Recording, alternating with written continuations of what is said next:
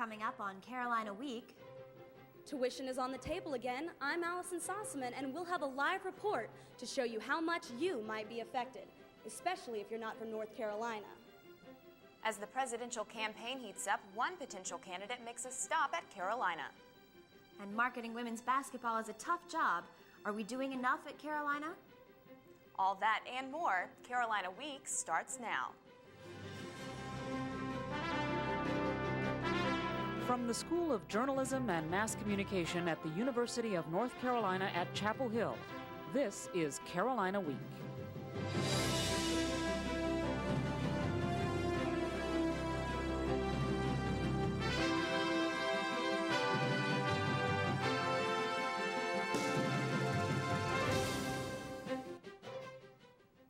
Good evening and welcome to the January 21st edition of Carolina Week. I'm Jenny McClendon. And I'm Catherine Chang. Our top story tonight, once again, tuition for Carolina students could go up. Carolina Week reporter Allison Sossaman joins us in the studio with an update on the Board of Trustees meeting to discuss the proposed increase. Catherine, the Board of Trustees has been meeting since early Wednesday afternoon. Board members are discussing a proposal to raise tuition for out-of-state students. It's an idea that's become a hotbed of controversy on campus. David Pontius is a UNC Chapel Hill freshman from Tennessee. He came to Carolina for the basketball and the bargain. I've heard many times that it's the best bang for your buck, and it's a good school with a lower education, one of the best public schools, of course, and heard it was more of a private school education at a lower price. That might have been true when Pontius's parents wrote his freshman year tuition check for less than $16,000. But by the time Pontius graduates, that check amount might have risen by as much as $4,500. The BOT's tuition rate philosophy aims at keeping North Carolina resident tuition in the lowest quartile of the school's national public peers, while upping the out-of-state tuition to the 75th percentile of the peer universities. To reach that mark, the BOT would increase out-of-state tuition by $1,500 each year for the next 3 years. At the Faculty Council meeting Friday, Chancellor James Measer urged a skeptical crowd to focus on the benefits of the proposed increase. Quality requires resources. We are committed to finding the resources that it takes to being a world-class university, to having a world-class faculty. And we are equally committed to maintaining accessibility and providing need-based aid for undergraduate and graduate students, because those are core values of this institution. The Faculty Council unanimously opposed the plan and proposed its own, calling for a $300 increase for both in-state and out-of-state students. Pontius says the BOT's proposal is unfair. I just feel like in the overall thing, it's out-of-state students paying more for in-state students to come here for less. Board members say increased tuition would help fund scholarships that have recently been cut. But opponents say they worry tuition increases will become a permanent source of revenue. Allison, if the proposal goes through, when would the increase take effect? Catherine, the increase would go into effect in the upcoming school year. But first, it must be approved by the Board of Governors and the North Carolina General Assembly. Live in the studio, I'm Allison Sossaman. President Bush is hoping to bring the nation's attention back to his policies following Tuesday's State of the Union address. A confident president painted an optimistic picture in the speech. In their efforts, their enterprise, and their character, the American people are showing that the state of our union is confident and strong. Congress was visibly divided on a number of issues, including Iraq, the Patriot Act, and new tax cut packages. The president spent the first half of his speech addressing Iraq and the war against terror before turning to domestic issues. He pushed for increased funding for job training, prisoner reentry programs, and drug testing in schools. Results from the Iowa caucuses for Democratic hopefuls have changed the campaign landscape. John Kerry emerged as the surprising winner with 38% of the vote. Perhaps even more surprising was North Carolina Senator John Edwards, who took 32% of the vote, just a small margin away from Kerry. Howard Dean came in with 18%, and Dick Gephardt came in with 11%, but he's since dropped out of the race. Here on campus, both college Republicans and young Democrats agree Edwards is no longer a dark horse. the people that were kind of standing in the backwoods, kind of wondering about the Edwards campaign, now know that he is a front runner and he has a lot of momentum coming out of Iowa, and that's going to influence people to go and research his campaign and research his platform and what he stands for, and that's going to generate votes. Hopefully he'll be able to rise up just like he did in Iowa, and that should lead him to hopefully win in South Carolina, which I think he expects to do, and I expect him to do. New Hampshire's primary will be Tuesday. South Carolina's is scheduled for February 3rd. In a sea of red and blue, the race for the White House could get a bit greener. Longtime activist and former presidential candidate Ralph Nader was on campus Tuesday night in search of supporters for a possible presidential run. Nader ran on the Green Party ticket in the 2000 presidential election and spoke to a packed house about the difficulties of running as an independent. Nader's visit was sponsored by the newly founded student group Civic, Coalition of Independent Voters in Carolina. Campus elections are coming up February 10th. Chairwoman of the Board of Elections, Melissa Anderson, says candidates aren't the only ones who should be aware of the campaign code. Everyone at this school is really bound by the honor code and by the code to report any election violations if they see it or know of it. So it's important that everyone remains a watchdog. The Board of Election Campaigns Code includes the following provisions. All students should report any campaign violations to the Board of Elections. Each candidate's website on UNC WebSpace must be run by an official campus organization. The pit may not be used as a campaign site between the hours of 10 a.m. and 2 p.m., and dorm storming is allowed Sunday through Thursday only between 7 and 9 p.m. Carolina Week has been examining the issue of gender equity in Carolina's basketball programs. In the third and final part of our series, Amanda Eiler takes a look at marketing. Amanda? Thanks, Jenny. The Carolina women's basketball program would like to be one of the elite programs in the country, but coaches and players don't think they can move much higher without a little marketing help. The University of Tennessee and the University of Connecticut are big names in women's basketball. Both teams are near the top of the rankings each year, draw large crowds, and bring in money for their universities. Carolina women's basketball is also a top program, ranked 13th in the country, but doesn't attract the crowds or produce the revenue. I would definitely like to see Carolina basketball someday like University, Tennessee, or Connecticut. You know, I envision North Carolina basketball program being that big, and I think we just got to put a lot of resources and a lot of hard work and sweat into making it one of those types of caliber programs.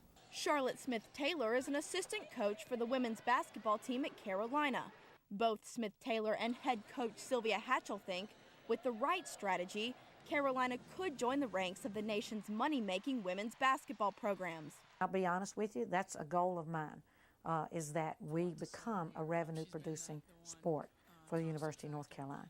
But it's sort of back to that old saying, you got to spend money to make money. It's an investment the University of Kentucky is making.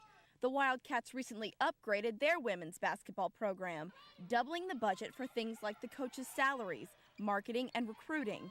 The UK women and head coach Mickey DeMoss are being advertised on billboards, banners, and even the sides of Pepsi trucks. Carolina recently went head-to-head with Kentucky.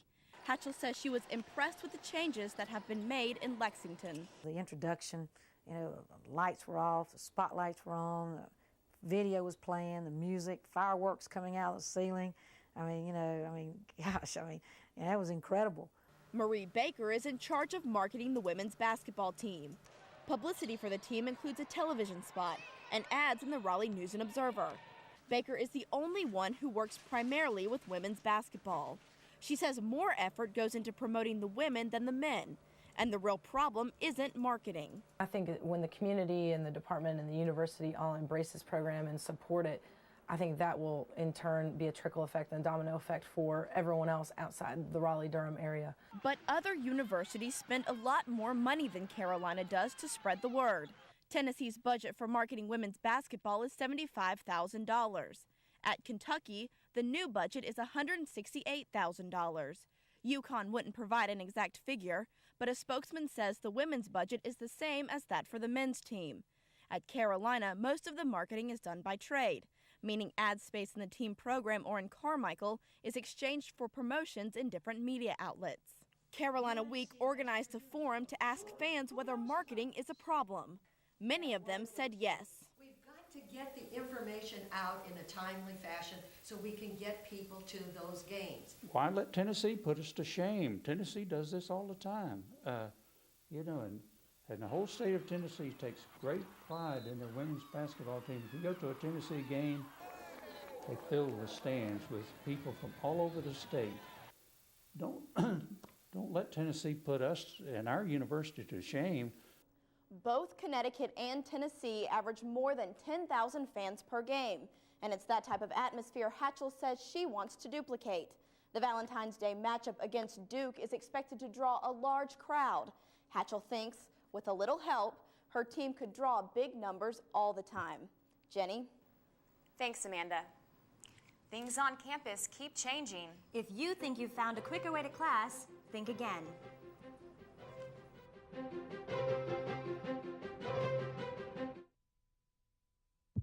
Let's talk about dying. Everybody's got to do it, but nobody wants to talk about it. So talking about organ donation is even harder, especially with your family. Because to talk about that, you got to admit you're going to die. And that's hard. Maybe people think if they don't talk about it, it won't happen. You know what? That's exactly what happens with organ donation. If you don't talk to your family about it, it won't happen. Yeah, it's kind of creepy, maybe weird, but you get to give the biggest gift in the whole world, life. So this is what I think. Organ donation is not about dying. It's about living. Talk to your family about living. Talk to your family about donating life. The week-long series of events celebrating the life and works of Martin Luther King Jr. continues with an emphasis on service. Some locals and university students chose to give back to their community instead of taking Monday off. Some were up early Monday morning teaching middle schoolers about leadership. 200 others promoted the Green Games, cleaned the botanical garden, and repaired parts of local schools. Meanwhile, several hundred contributed the way Dr. King did, through marching and making speeches. The Black Student Movement and the NAACP sponsored this walk down Franklin Street. I'm here to inform you that we all need to take responsibility for what's going on today. Wednesday at noon, and the theme still carries on. Students made speeches and held hands to promote peace and unity. People came together on the steps of South Building in the cold to continue the call for peaceful activism.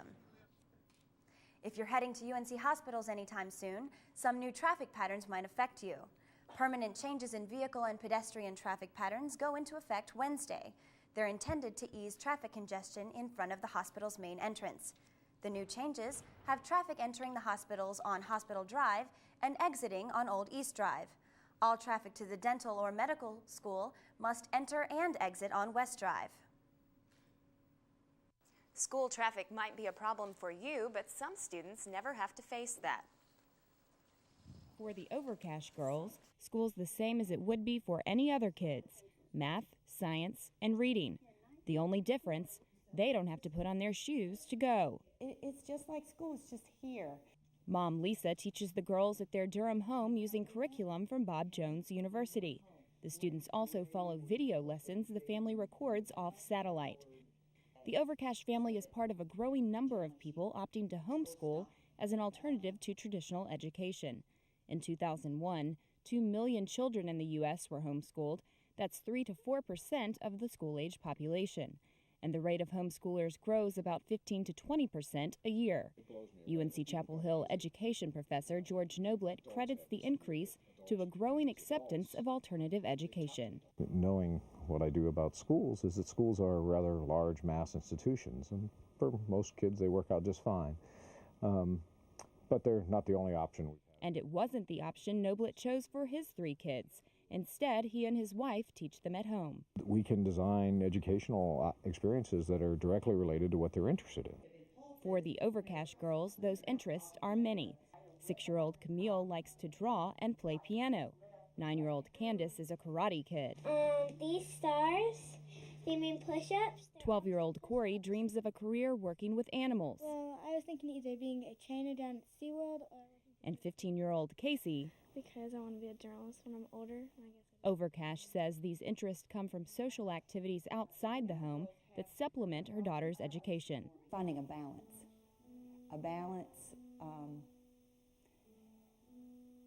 of community, of school, and it's my job. That balance is also what UNC Chapel Hill Director of Admissions Jerome Lucido looks for when homeschoolers apply to Carolina. It's very important for them to ensure that their student get experiences that would be sort of equivalent to the extracurricular activities in a high school. Lucido says one drawback to homeschooling is it forces admissions committees to focus less on grades and more on standardized tests and activities. Grades matter, but that they're very difficult to verify in a homeschool environment where every student is number 1 out of 1.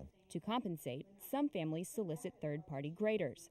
For Casey Overcash, that means taking 9th grade English on the web through the University of Nebraska. It's where you're going to college and what do you want to look at. So how do these students like learning at home? It's been pretty good. There's some things like I miss from school, like different things. Like my friends will be talking about school and then I'll be feeling like my school is different. But it's a difference that, to Overcash, is worth it. I like who they are. I like the character that they display on a daily basis. I like having an impact on the development of their heart. Well, at least those homeschooled kids are lucky they don't have to go out in this cold weather. They can stay on and keep warm. Weathercaster Kelly Mahoney joins us now. Kelly, is it going to warm up anytime soon, maybe? Not sure I'm going to be able to say that, but I'll see what I can do. We'll talk about this weekend's forecast in just a second, but first I want to go to this week's weather question, which is, when does the Northeast receive the most lake effect snow? Is the answer early autumn, early winter, late winter, or early spring? We'll have the answer to that weather question and this weekend's forecast when we return.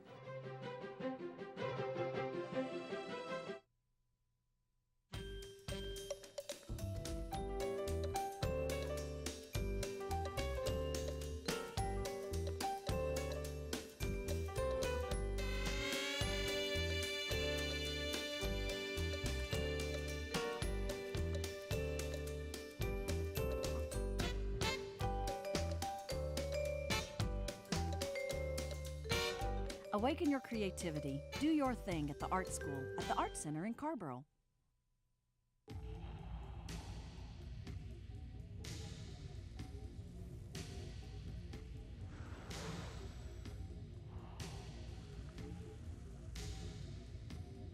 If you think there's a difference, you're dead wrong. Alcohol kills more people under 21 than heroin, cocaine, and every other illegal drug combined. MAD. Say nothing, do nothing, stop nothing.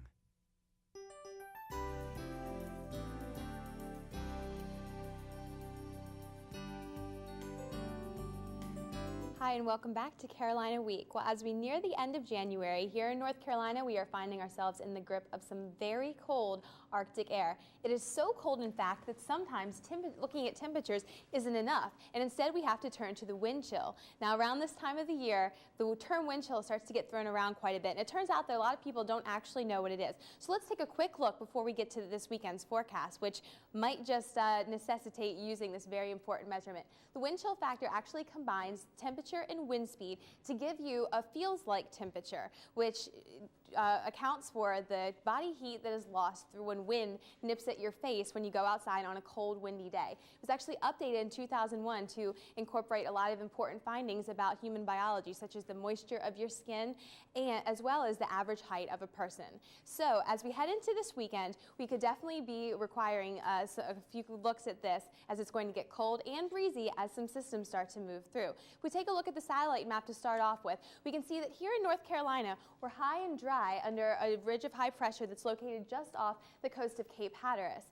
Now, to our south, the southern branch of the jet stream is starting to pick up. That'll really play into our weekend forecast, as will the system located just west of the Great Lakes. Now, this system looks more ominous than it is, as this strong cold front starts to move near the East Coast. It's actually going to lose a lot of its steam, and we won't see any change of weather in the terms of rain or even cloud cover because our atmosphere is so dry, but we will see a change in temperature, and not really for the better. Things will heat up a little bit on Friday, but really start to cool down as we head into the weekend once again. If we take a look at the surface map, you can see how this kind of sets up. You have this cold front located out to our north and west. Like I said, this isn't going to be the major player. This will really cool things off as we head Friday into Saturday. Daytime highs will probably just hit about 40 degrees on Friday. However, what you don't see yet is a very unorganized band of moisture off to the south. That's going to drag up the coast as we head Saturday into Sunday. That's really going to provide us with a chance for a lot of moisture in the atmosphere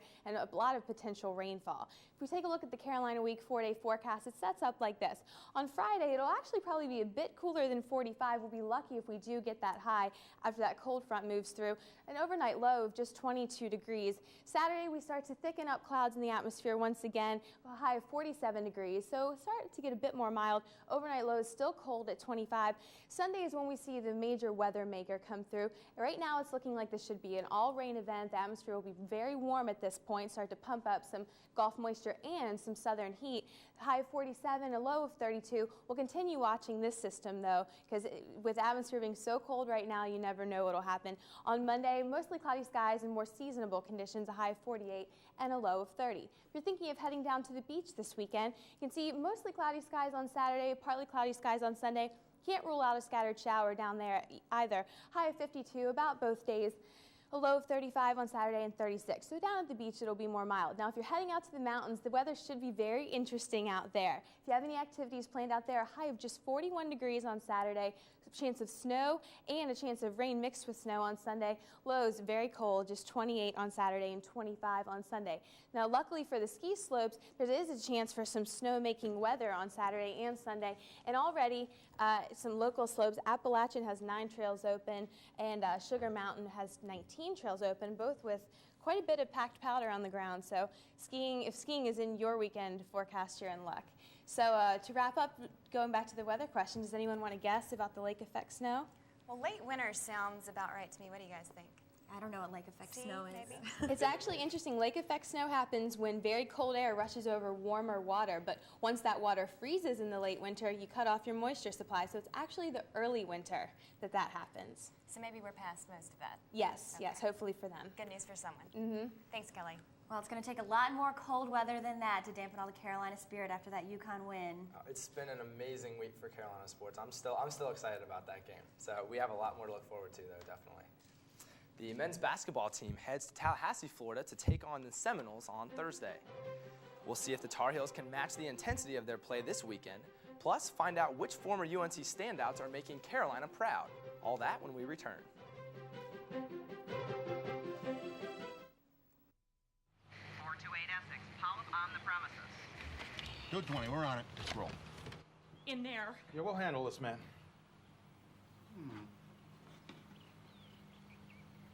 What? We're ready to be very civil about this. You never know when a polyp is going to show up. Get the polyp early and stop colon cancer before it even starts. Just get a test from your doctor. Get the test, get the polyp, Nice surgeon's touch. get the cure.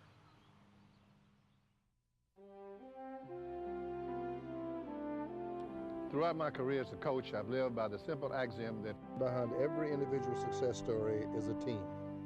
The success of Durham Public Schools does not depend on one of us, but all of us. Through community involvement and support, we can take a giant step in helping our children achieve their hopes and dreams. You're going to walk with me, and I'm going to help you to be that great soccer player.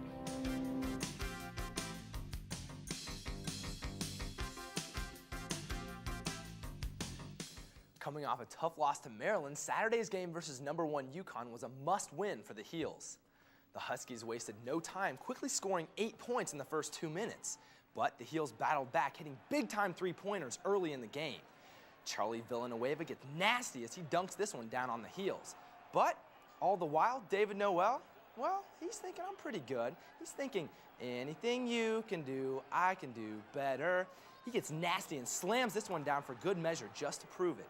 UConn didn't score again in the first half, and Coach Calhoun couldn't bear to watch.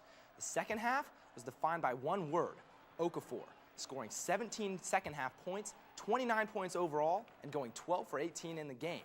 But for the second year in a row, the Heels were just too much for the Huskies and walked away with the victory. The fans, well, they just beat the #1 team in the country. They're a little excited about this.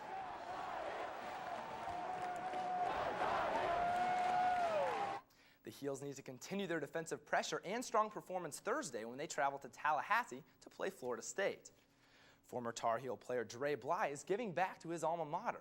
Bly endowed a $150,000 football scholarship in his name and was honored during Saturday's basketball game. Bly is in his 5th season in the NFL and was first among NFC cornerbacks in the Pro Bowl balloting. Dre Bly's former team, the St. Louis Rams, lost to another football alumnus, Julius Peppers, and the Carolina Panthers 2 weeks ago. Peppers and the Panthers are on their way to the Super Bowl. Here's what a few people in the Carolina community are saying about the Panthers' chances.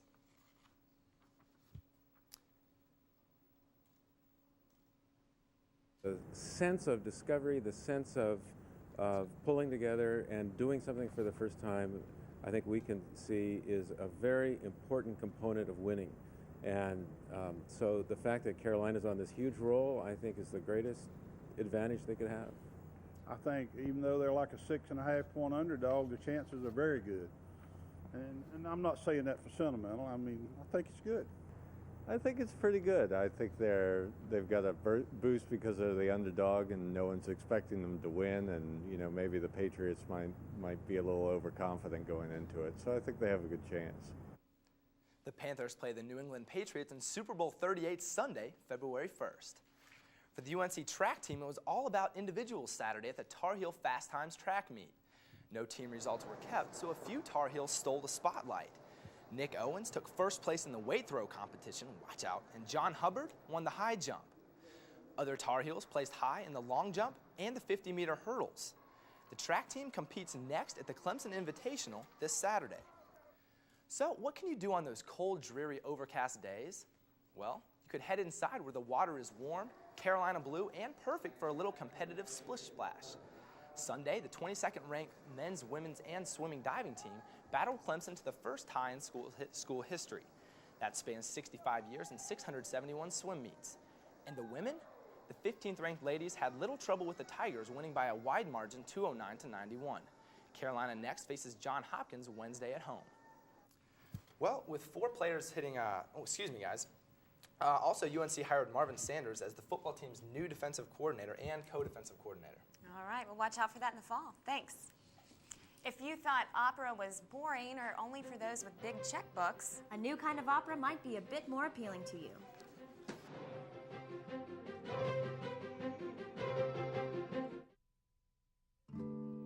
To a child, a little of your time can make a lifetime of difference. That's why the Greenville Family Partnership sponsored a hike, because kids with something to do are less likely to do drugs. Standing right in front of them. Whether you're a good storyteller or a good listener, you can help.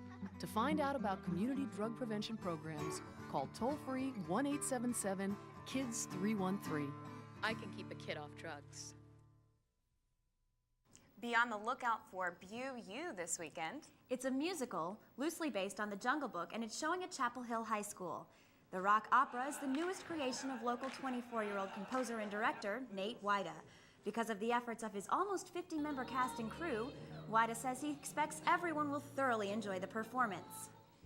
A lot of it has to do with improvising, so everybody has a pretty big stake in how the performance comes across, and everybody kind of creates their own part of the play. So it's a lot of creative minds working together. One of the many ways this musical stands out among others is its use of gibberish.